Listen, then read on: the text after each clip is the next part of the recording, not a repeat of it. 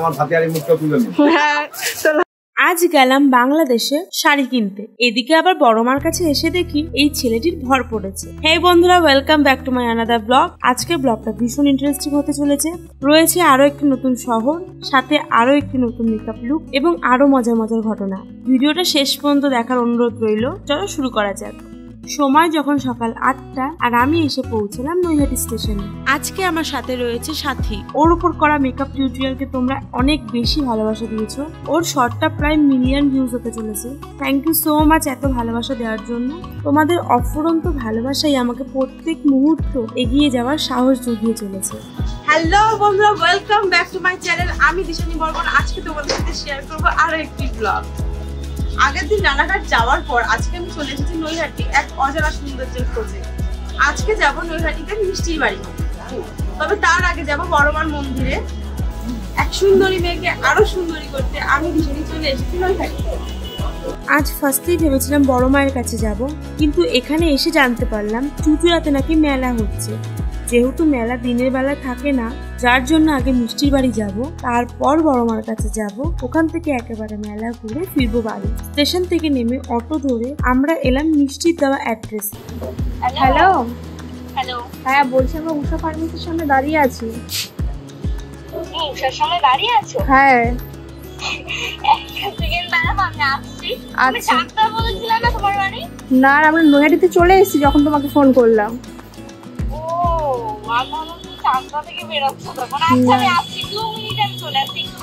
আচ্ছা ঠিক আছে। কেমন লাগছে? কেমন লাগছে?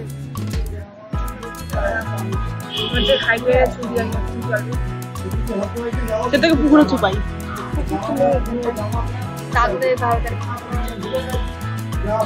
একটুখানি ওয়েট করার পরে মিষ্টি চলে এলো।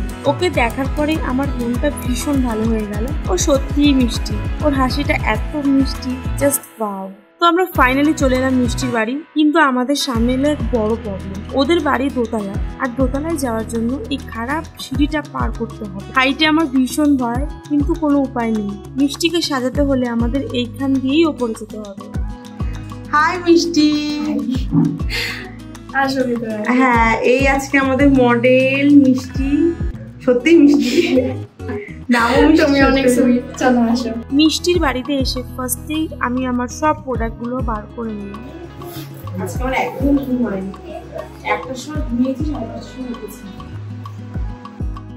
এবার ওর হেয়ারটা ক্রিম করে নিচ্ছি। তোমরা দেখতেই পাচ্ছ এখানে আমরা কত গল্প করছি। তো ফাইনালি মিষ্টিকে বসিয়ে নিয়েছি। ফার্স্টেই ওর ফেসটা ক্লিন করে নিলাম। এবার হলো লেন্স পরানোর পালা, কিন্তু লেন্স পরাতে গিয়ে ভীষণ যুদ্ধ করতে হয়েছে। অনেকবার গুতোগুতি করার পর ফাইনালি ওই লেন্সটা পরানো হলো। ফার্স্টেই সিটিএম করে নিলাম, দেন ওর স্কিন থেকে 1 শেড লাইট ফাউন্ডেশন অ্যাপ্লাই করছি। আজকে একটু আলাদা রকম লুক আমি ক্রিয়েট করব।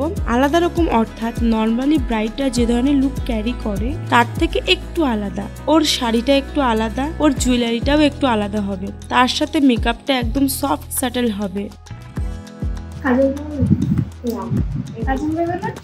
এই ইনার কর্নারটা একটু দিবে, ভালো লাগবে। এই লাইনারটা তাহলে একটু মোটা করে দিয়ে দিই। লাইনার মোটা করো না, লাইনার ঠিক আছে, বাট ইনার কর্নারটা যদি একটু কাজল বা আপার লাইনটা যদি একটু কাজল লাগে তো ফুটতো। এটা আমি আমার চয়েসের মধ্যে বলছি। মিষ্টি আমার কাছে আবদার করেছে একটু কাজলও পড়তে চায়। তোমরা তো জানোই প্রত্যেকটা বাঙালি মেয়ের কাছে কাজল হলো ইমোশন। তাই আমি মিষ্টিকে বললাম তুমি ঠিক যেভাবে চাইছো নিজের হাতে কাজলটা পরে নাও।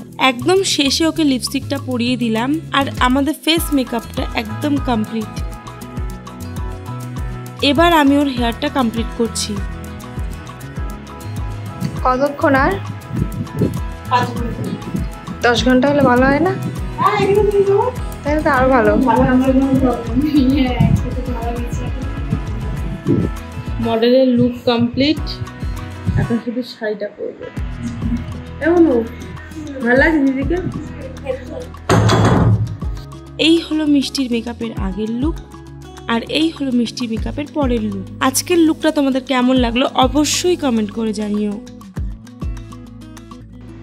তো বলো মিষ্টি কেমন লাগলো? আমার মানে এক্সপেরিয়েন্স মেকআপের দিক থেকে খুবই খারাপ। মানে যার কাছে যাই খুবই বেকার রিভিউ মানে দিই আমি, মানে পারে না তারা, মানে আমার মনের মতো হয় না। অনেক দিন পর একটা বেস্ট লুক আমি অ্যাচিভ করেছি দিদির কাছ থেকে। দিদিকে so thank you so much, এত সুন্দর একটা লুক ক্রিয়েট করার জন্য। খুব মিষ্টি হয়েছে, খুব ভালো হয়েছে লুকটা। Thank you. কিন্তু কার উপরে লুকটা করেছি সেটাও তো দেখতে হবে। আজকের লুকটা একটু ডিফারেন্ট হয়েছে, সবসময় একই ধরনের হয়। তো একটা ওয়েস্টার্ন শাড়ি টাইপের পরেছে, তার উপরে রিসেপশন লুক ক্রিয়েট করেছি, একটু ডিফারেন্ট লাগছে, বেশ ভালো লাগছে, এই জন্যই এত ভালো লাগছে। অনেক ফটো ভিডিও ক্লিক করার পর মিষ্টি ফাইনালি রিলস বানাতে শুরু করে দিল। আর এদিকে কাকিমা আমাদের জন্য খাবার সার্ভ করেছে। ওদেরকে কি জল দেয় দিদিদেরকে? লজ্জা পাস না, না আসছি, টাটা। যেও আমাদের ওদিকে। হ্যাঁ, তুমি এবার নৈহাটিটা পুরোটা ঘুরে দেখাও, সবাইকে দেখাও তোমার ভিডিওটা। একদম একদম। সাথী রে, কিচ্ছু হবে না, তুমি নেমে যাও। খাড়া আমার দেখে তো মাথা ঘুরাচ্ছে গো।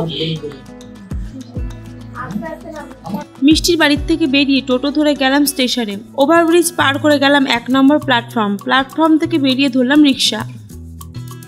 অনেকদিন পর আমরা রিক্সায় উঠেছি, বেশ ভালো লাগছে, আলাদা একটা অনুভূতি। সাথী নাকি কোনোদিন রিক্সায় ওঠেইনি, এটা ফার্স্ট টাইম ওর জন্য। নৈহাটিতে বড় মার কাছে এলে অবশ্যই তোমরা পকেট ভরে এসো। এখানে রয়েছে প্রচুর জামা কাপড়ের দোকান, বড় একটা মার্কেট বলতে পারো। Sari, blouse, churidar, one piece, kurti, এমনকি ঘর সাজানোর জিনিসও পাওয়া যায়। এখানে একবার এলেই বুঝতে পারবে কতটা সুন্দর মার্কেট বসে। আর এই যে দরজাটা দেখতে পাচ্ছ, এটা হচ্ছে বড়মার অরিজিনাল অর্থাৎ পুরনো প্রবেশদ্বার। এটাকে পরে রেনোভেট করা হয়েছে। আজ থেকে প্রায় 90 বছর আগে স্বর্গীয় ভবেশ চক্রবর্তী এবং তার 4 জন বন্ধু ভাঙা রাজ দেখতে গিয়েছিলেন। সেখানে গিয়ে রাধাকৃষ্ণের বিশাল মূর্তি দেখে তারা অবাক হয়ে যান। সেখান থেকেই ইন্সপায়ার হয়ে ভবেশ বাবু নৈহাটির ছোট্ট রক্ষাকালীর মূর্তি বিশাল আকারে তৈরি করেন। ভবেশ চক্রবর্তীর নাম অনুসারেই বড় রক্ষাকালীর নাম হয় ভবেশকালী। তবে বিশাল আকার হওয়ায় ধীরে ধীরে ভক্তদের কাছে বড়মা নামে পরিচিতি পায়। প্রাথমিকভাবে এই পুজো ছিল উদ্যোক্তা ভবেশ চক্রবর্তীর বাড়ির পুজো। বাড়ির ছোট্ট মেয়ে হিসেবেই আরাধনা করতেন তাকে। পরে সর্বজনীন পুজো হয়। তবে সর্বজনীন পুজো হলেও মায়ের পুজোতে কোনো চাঁদা কাটা হয় না। ভক্তরা ভালোবেসে মায়ের পুজোর সমস্ত ভার নিজেদের কাঁধে নিয়ে নেয়। ভক্তদের দেওয়া টাকা থেকে মায়ের শাড়ি, গহনা, ভোগ সমস্ত পুজোর আয়োজন হয়। প্রায় 1.5 কোটি টাকার গহনা লকারে রাখা রয়েছে, যেগুলো পুজোর সময় বার করে এনে মাকে পরানো হয়। বর্তমানে প্রায় 100 ভরি সোনা এবং 200 ভরি রূপোর গহনা মায়ের জন্য রয়েছে। প্রত্যেকবার কালী পুজোতে নৈহাটিতে সবার আগে বড় মায়ের বিসর্জন হয়, তারপর অন্যান্য মায়ের মূর্তি বিসর্জন হয়। নৈহাটির বড় মা ভীষণ জাগ্রত। বহুবার বহু লোকে মাকে একটি ছোট বালিকার রূপে দেখেছেন। বড় মাকে সবাই মানে, ভক্তি করে, শ্রদ্ধা করে। এই গেটের ওপরেই দেখো লেখা রয়েছে, ধর্ম হোক যার যার, বড় মা সবার। শুধুমাত্র এই বাণীটার জন্যই বড় মার প্রতি ভক্তি শ্রদ্ধা যেন আরো বেড়ে যায়। এখন আমরা যাচ্ছি নৈহাটির ফেরিঘাটে, আর হঠাৎ করেই চোখে পড়লো নিচে গঙ্গাটা এত সুন্দর। এত ওপর থেকে দেখে মন পোষালো না, এই কারণে আমি নিচ থেকে ঘুরে আবারও গেলাম গঙ্গার ঘাটে। সারাদিনের যত ক্লান্তি রয়েছে সব যেন ধুয়ে যাচ্ছে গঙ্গার জলে।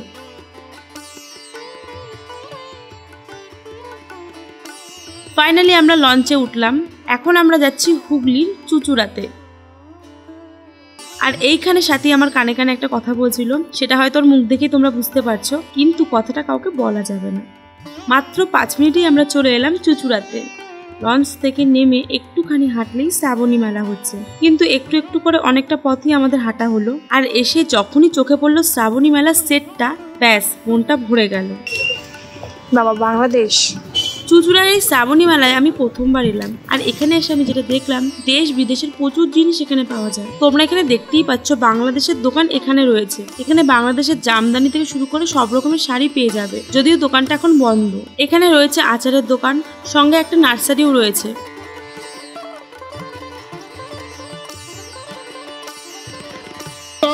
বন্ধ, তোমরা দেখতেই পাচ্ছ প্রত্যেকটা দোকানই বন্ধ। ইউজুয়ালি মেলা শুরু হয় 7টা থেকে, আর এখন বাজে 5টা, যার কারণে দোকানপাট বেশিরভাগই বন্ধ। কপাল ভালো হওয়ার কারণে একটা দোকান আমরা খোলা পেয়েছি। এখানে মেয়েদের কুর্তি, টপ, স্পেশালি বোলপুর স্টাইলের যেগুলো থাকে না, এইগুলো সব অ্যাভেলেবেল রয়েছে। শাড়ির দোকানটাও খুলে গেছে। আমরা কিছু শাড়ি এখানে দেখছিলাম, তবে সত্যি বলতে আমাদের জানা ছিল না যে একটা মেলাতে শাড়িও পাওয়া যায়, যার কারণে আমরা কোনো প্রিপারেশন নিয়ে যাইনি। তবে আমি ওদের নাম্বার নিয়ে এসেছি।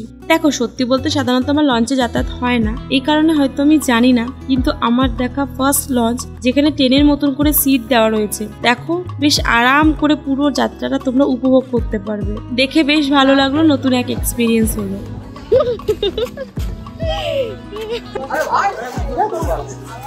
বেশি দূরে যাস না। এই মাসি এই ফেক ওর সাহস কত বলো, চিঠে পড়লে গেল দিদার কাছে কি পোজ দিতে গিয়ে পড়ে গেছে।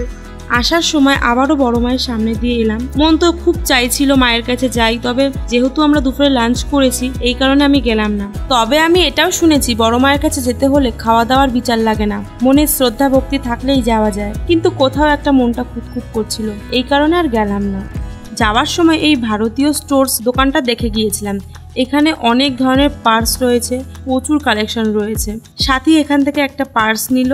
এই ছেলেটিকে দেখে আমি ভয় পেয়ে গেছিলাম। প্রথমে ভেবেছি মায়ের কাছে এসে হয়তো ওর ভর পড়েছে, তারপর দেখি না, ও রিলস বানাচ্ছে, তাই এরকম নাচানাচি করছে। বাইরের থেকে এই প্যান্টগুলো দেখে ঢুকলাম দোকানে। দোকানের নাম শান্তি স্টোর্স। ওরা এই একই প্যান্টের 3-4টে কালার দেখালো, তার মধ্যে থেকে আমি একটা কালার পছন্দ করলাম। দোকানে কাকুটা ভীষণ ভালো, যতক্ষণ ছিলাম বেশ মজা করছিলাম।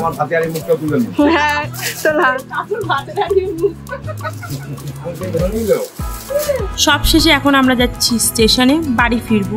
সারাদিন এত ক্লান্তি দৌড়ঝাঁপ করে বাড়ি ফেরার কথা ভাবলেই মনে এক শান্তি চলে আসে। কিন্তু সব থেকে বড় কষ্ট হচ্ছে এই ওভারব্রিজ। এই ব্যাগগুলো নিয়ে ওভারব্রিজ পার করতে যেন মাথায় বজ্রপাত হয়।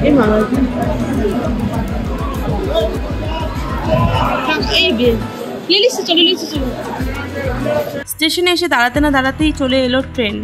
নৈহাটি থেকে চাকদা একটাই লাইন, প্রত্যেক 10 থেকে 15 মিনিট অন্তর অন্তর শিয়ালদা লোকাল আসতেই চলেছে। তবুও ট্রেনে হয় প্রচুর ভিড়, বিশেষ করে এই বিকেলের পর। সারাদিন দৌড়ঝাঁপের পর বাড়ি ফেরার সময়টুকু যেন খুব কষ্ট, দাঁড়িয়ে থাকতে মনই চায় না। আজকের ভিডিওটা এখানেই শেষ করছি, দেখা হবে পরের ভিডিওতে। তোমরা সুস্থ থেকো, ভালো থেকো, টাটা।